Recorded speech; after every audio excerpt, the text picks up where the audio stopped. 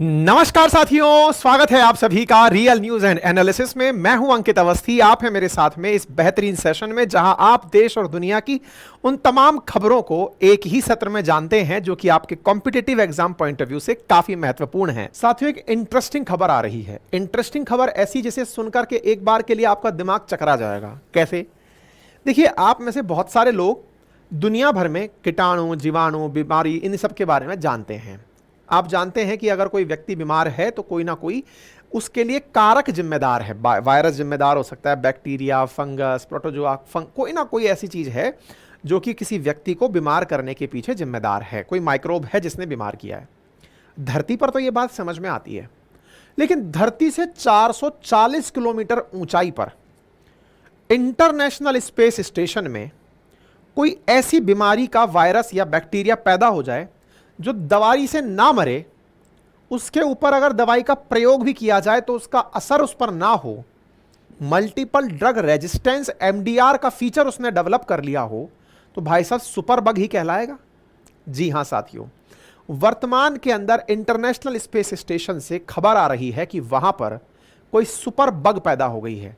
Space station के अंदर सांस के अंदर बीमारी के लिए एक ऐसा कारक जन्म ले चुका है कि जो लोग वहां पर अंदर हैं, स्पेस स्टेशन के अंदर हैं, उनके सांस के माध्यम से एक बीमारी उनके शरीर में एंट्री कर सकती है। ऐसा कोई बाहरी कीटाणु, जीवाणु वहां पर विकसित हो चुका है। आज का सेशन इसी सुपर बग के बारे में है।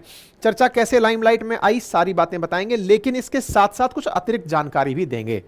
अतिरिक्त जानकारी यह है कि भारतीय मूल की सुनीता विलियम्स हाल ही में इंटरनेशनल स्पेस स्टेशन तीसरी बार गई हैं और उनके डांस करते हुए एक वीडियो इंटरनेशनल स्पेस स्टेशन से निकलकर बाहर आया है। तो चलिए उसे भी कवर करते हैं। साथियों, इंटरनेशनल स्पेस स्टेशन के अंदर भारत की तरफ से तो नहीं है, नासा की तरफ से है, लेकिन भारतीय मूल की सुनीता विलियम्स इस बार स्पेस में तीसरी बार पहुंची हैं और स्पेस बग की सूचना बाहर आती है। तो देखिए, Sunita Williams in space, danger loom as respiratory system infection space bug. Space bug यानी कि जब सुनीता विलियम्स यहां पहुंची हैं तो यहां पर स्पेस बग डिटेक्ट हुआ है, यानी कि पता चला है कि इसमें स्पेस के अंदर कोई ना कोई बीमारी है जो कि इंटरनेशनल स्पेस स्टेशन में डेवलप हो गई है। ठीक है, इस पूरी कहानी को विस्तार से जानते हैं। देखिए क्या हुआ। हाल ही में बोइंग कंपनी के द्वारा नासा के कहने पर अपनी एक फ्लाइट के माध्यम से एस्ट्रोनॉट्स को 440 किलोमीटर ऊंचाई पर भिजवाया गया, जिनमें सुनीता विलियम्स भी थी और साथ में बच विलमोर नाम के व्यक्ति भी इनके साथ में इंटरनेशनल स्पेस स्टेशन पर गए। चलिए पहले एक टेक्निकलिटी को समझते हैं, उसके बाद में हम समझेंगे इस बात को डिटेल में। देखो, आपको ना मैं थोड़ा सा एक तस्वीर दिखाता हूं, फिर मैं लौटा कर लाऊंगा। एक सेकंड रुकिए, आजा भाई। हाँ, ये इंटरनेशनल स्पेस स्टेशन है जो अंतरिक्ष में तैर रहा है। और कोई ढंग की फोटो हो तो इसे देखिए। चलिए, ये अपनी अर्थ है। इस अर्थ से 400 किलोमीटर की ऊंचाई पर, 440 किलोमीटर लगभग बताते हैं, ये कोई कई हजार किलो का एक सिस्टम है जो तैर रहा है, अंतरिक्ष में तैर रहा है, धरती के चारों तरफ 90 मिनट के आसपास चक्कर लगा लेता है। इसका नाम है space station, international space station. दुनिया की 5 बड़ी agencies, solar agencies, space agencies ने मिलकर इसका निर्माण 90s में किया था। 98 के अराउंड बन के तैयार हुआ था। इसमें 5 बड़ी स्पेस एजेंसीज ने काम किया था। कौन सी ने काम किया था? तो यूएसए की तरफ से इसमें जो काम करने वाली थी उसका नाम था नासा। अच्छा, यूएसए की तो नासा हो गई। रशिया की तरफ से जिसने काम किया था उसका नाम था रॉसकॉसमॉस। ऐसी ही यूरोप की तरफ से जिसने काम किया था उसका नाम था ESA, European space agency. Japan की तरफ से जिसने काम किया था उसका नाम था जाक्सा। और ऐसे ही कनाडा की तरफ से जिसने काम किया था उसका नाम था सीएसए, यानी कनाडा स्पेस एजेंसी। चलिए, इनके बारे में हम क्यों जान रहे हैं, इसके पीछे का कारण बताता हूं। बड़ी इंटरेस्टिंग स्टोरी है जो आज के सेशन में काम आने वाली है। होता यह था कि नासा जो है ना, ये काफी डेवलप्ड कंट्री रहा है भाई, डेवलप्ड कंट्री का स्पेस स्टेशन, स्पेस एजेंसी रहा है। लेकिन रशिया का भी रॉसकॉसमॉस कम नहीं था। का मतलब क्या है उसको समझते हैं। इन 5 नेशंस ने मिलकर, या 5 प्रकार की एजेंसीज ने मिलकर अंतरिक्ष में एक ऐसा तैरता हुआ 3 BHK घर बना दिया जिसमें लगभग 8 लोग एनी टाइम रह सकते हैं। लेकिन इन 8 लोगों को धरती से लेकर कौन जाएगा? और सोचने वाली बात यह है कि यह तो बहुत तेजी से चल रहा है, पूरी धरती का चक्कर 90 मिनट में काट दे रहा है, तो तेजी सोचो कितनी तेज होगी। तो यहां पर किसी को उतारेगा कैसे? और तो और यहां उतारना, और सोचकर ये देखिए कि 440 किलोमीटर पर ना तो ऑक्सीजन है, कोई भी इस प्रकार का इवन ग्रेविटी नहीं है, तो किसी व्यक्ति को उतारेगा कैसे? और कौन उतारेगा? भाई आप कहेंगे कि साहब हमने तो मिसाइल चला दी, मिसाइल पर आदमी बिठा दिया और पहुंचा दिया कि जाओ उस पर लटक जाना। ऐसा हो नहीं सकता क्योंकि ग्रेविटी नहीं है, तो आप पकड़ोगे क्या? ऐसी स्थिति में सबसे बड़ा सवाल यह बनता है कि यहां पर इंसान को भेजा कैसे जाए। इंसान को भेजने के लिए यहां से रॉकेट्स भेजे जाते थे। रॉकेट्स में सबसे ज्यादा जो रॉकेट यूज में आए वो रॉसकॉस्मॉस यानी रशिया वालों के यूज में आए, और रशिया का जो रॉकेट लेकर जाता था उसका नाम हुआ करता था सोयूज। अब ऐसे समझिए कि नासा द्वारा अगर एस्ट्रोनॉट्स को अंतरिक्ष स्टेशन में भेजा जा रहा है तो जो रॉकेट काम में लिया जाता था वो रशिया वालों का हुआ करता था, जिसका नाम सोयूज हुआ करता था।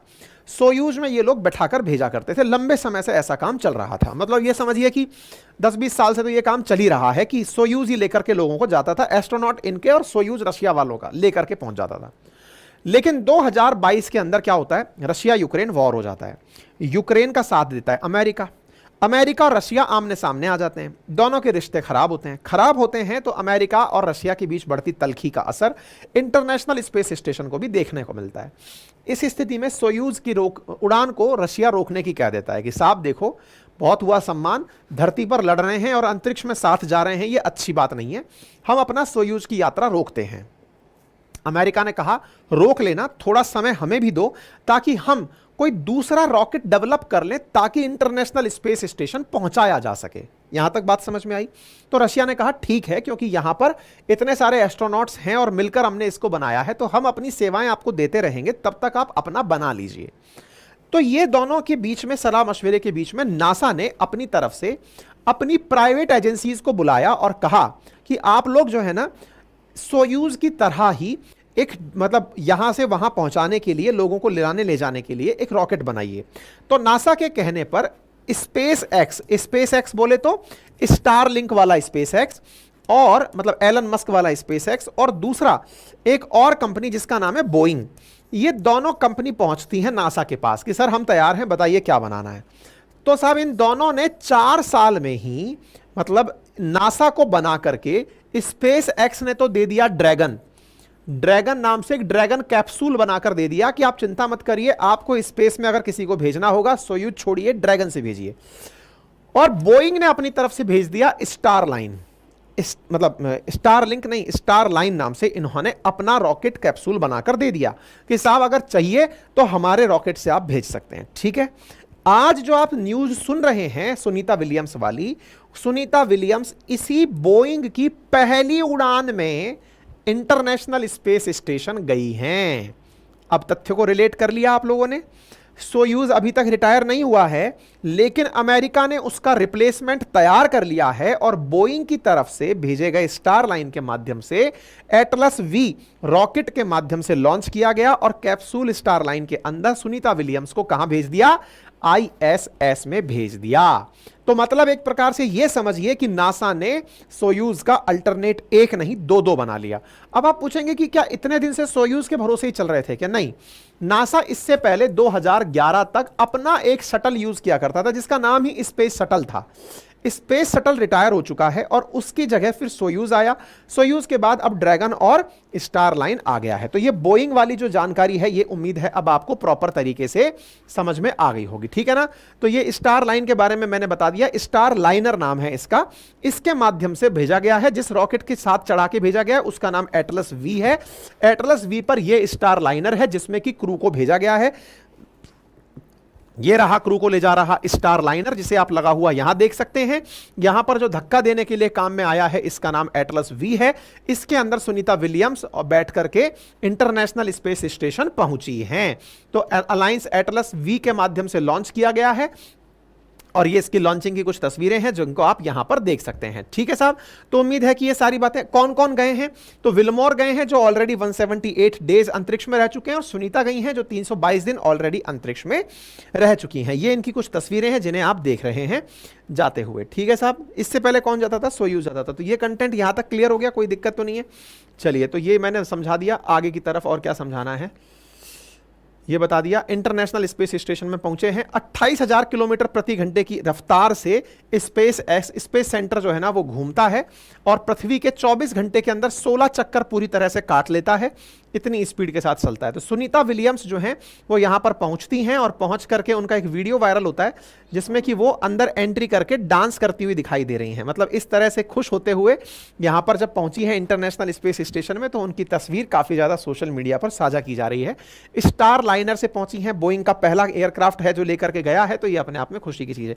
एक जो अच्छी तस्वीर आई जिसे देख करके आपको मजा आ जाएगा, आप देखिए कि ये ISS का है और ये स्टार लाइनर है। देखिए कितना करीबी से परफेक्शन के साथ ये इसके साथ कनेक्ट होने जा रहा है। देखिए ये तस्वीरें आपको साइंस के प्रति जिज्ञासा बढ़ाती हुई दिखेंगी कि किस प्रकार से ये जो कैप्सूल है ये जाकर के ISS में कनेक्ट होने के लिए जा रहा है। देखिए यहां पर ये प्रॉपर कनेक्ट होते हुए जाता हुआ आपको ये वाला स्टार लाइनर दिख रहा है जो ISS में जाकर कनेक्ट हो रहा है। ठीक है, अब आप इस तरह से देखिए कि अगर हम ISS को ऐसे समझें तो ये रहा स्टार लाइनर जो कि कनेक्ट हो गया अपने साथ सवारियों को लेकर के। ऐसे ही क्रू 8 ड्रैगन के नाम से भेजा हुआ था SpaceX ने, उनका ये रहा जुड़ा हुआ। ऐसे ही सिग्नस नाम से कोई रॉकेट गया हुआ है जो जोड़ करके रखा होगा। ऐसे ही सोयूज, ऐसे ही प्रोग्रेस आपको यहां पर जुड़े हुए दिखाई दे रहे हैं। ठीक है साहब, लोगों को ले जाने का सिस्टम समझ में आ गया। फिर सवाल आता है यहां पर कि ये तो पहुंच गए, अब स्पेस बग की क्या कहानी है। तो असल मायने में वैज्ञानिकों को यहां पर एक बैक्टीरिया पता चला है जिसका नाम है एंटीरोबैक्टर बुगेंडेसिस। ये जो बुगेंडेसिस है, एंटेरोबैक्टर बुगेंडेसिस, इसकी जानकारी मिली है। बोले इसने अपने अंदर दवाओं के प्रति प्रतिरोधक क्षमता विकसित कर ली है और प्रतिरोधक क्षमता ऐसी विकसित कर ली है कि ये स्पेस बग इंसान जो कि यहां पर रह रहे हैं उनकी श्वसन प्रणाली को संक्रमित कर रही है। मतलब आप सोचिए कि अंतरिक्ष में 440 किलोमीटर की ऊंचाई पर इतनी ज्यादा साफ सफाई, प्रिसीजन, एक्यूरेसी के साथ चीजें ले जाकर गई हैं, वहां पर एक बैक्टीरिया जब डेवलप हो जा रहा है और वो बैक्टीरिया सुपर बग हो रहा है। मतलब कि उसके अंदर ADR डेवलप हो गया है, यानी कि एंटी ड्रग रेजिस्टेंस उसके अंदर डेवलप हो गया है। दवाइयां उस पर काम ही नहीं कर रही हैं। साथ ही साथ वो इतनी प्रेशर कंडीशंस में भी अपने वेरिएंट बना लिया है।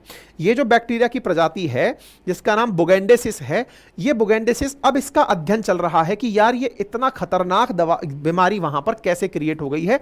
अब इसकी वजह से चिंता हो रही है। चिंता क्यों हो रही है? जैसे अपने घर परिवार के अंदर तो क्या होता है कि घर की सफाई करनी हो तो बोले क्या करो, बोले खिड़की खोल दो, बढ़िया से सूरज की रोशनी आने दो, हवा क्रॉस होने दो। ISS तो पूरी तरह से क्लोज लूप है।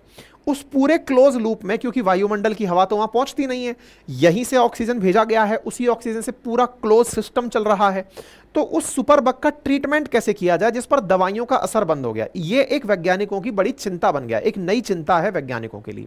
दूसरा, वहां पर इतने सारे लोग ऑलरेडी रह रहे हैं। जैसे कोरोना जब आया था तो वो सांस के थ्रू फैलने वाली बीमारी थी, हालांकि वो वायरस था, लेकिन ये जो बुगेंडेसिस है, ये बैक्टीरिया है, ये भी सांस के थ्रू फैल रहा है। तो अगर ऐसी स्थिति में स्पेसक्राफ्ट के अंदर गए हुए जो हमारे वैज्ञानिक हैं, उन्हें अगर ये बीमारी होती है तो ये अपने आप में एक बहुत बड़ी चिंता का विषय बनेगा। हालांकि IIT मद्रास का कहना है कि इस मल्टीपल ड्रग रेजिस्टेंस जो पैथोजन है, जो ISS में है, उसके लिए ये लोग अपनी तरफ से प्रॉपर रिसर्च कर रहे हैं एक ऐसी चीज विकसित करने की जिससे इसका ट्रीटमेंट किया जा सके। ये अपने आप में इंडिया के लिए एक बड़ी अचीवमेंट होगी अगर हम ऐसा कर पाते। पूरे कंटेंट की PDF आपको हमारे अपनी पाठशाला.com नाम की जो वेबसाइट है वहां पर मिल जाएगी। साथ ही साथ आप लोगों को कंटेंट के साथ साथ हमारा जो रिकॉर्डेड बैच है वो 1499 में हमारे एप्लीकेशन अपनी पाठशाला पर उपलब्ध है। आप जाकर वहां से इसे ले सकते हैं, जिसमें आपको इंडियन पॉलिटी डिटेल में, ज्योग्राफी, हिस्ट्री, इकोनॉमी, सारे सब्जेक्ट मिलते हैं। हमारे हैंड रिटन नोट्स भी उपलब्ध हैं जिन्हें आप अपने घर पर मात्र 7 दिन में मंगा सकते हैं। 3000 से अधिक पेजेस के नोट्स हैं, 1999 में उपलब्ध हैं, हिंदी और इंग्लिश में उपलब्ध हैं, आप इसे ऑर्डर कर सकते हैं। बस फिलहाल के लिए इतना ही, धन्यवाद।